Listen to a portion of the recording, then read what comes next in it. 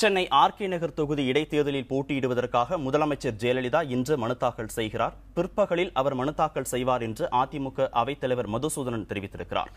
முதலமைச்சர் ஜெயலலிதா போட்டியிடும் ஆர்.கே. நகர் தொகுதியில் இடைத்தேர்தல் பரப்புரையை அதிமுகவினர் தொடங்கியுள்ளனர். இந்த நிலையில் இடைத்தேர்தலை ஒட்டி அமைக்கப்பட்ட அதிமுக தேர்தல் பணிக்குழுவினர் பரப்புரை வியூகங்கள், தேர்தல் பணிகள் குறித்து ஆலோசனை நடத்தினர். அதிமுக அவைத்தலைவர் மதுசூதனன் தலைமையில் இந்த ஆலோசனைக் கூட்டம் நடைபெற்றது. இதில் ஓ. பன்னீர்செல்வம், வைத்திலிங்கம், நத்தம் விஸ்வநாதன், வளர்மதி, கோகுல இந்திரா உள்ளிட்ட அமைச்சர்கள், சட்டமன்ற, நாடாளுமன்ற உறுப்பினர்கள், மாவட்ட செயலாளர்கள், கட்சியின் நிர்வாகிகள் ஆகியோர் கலந்து கொண்டனர்.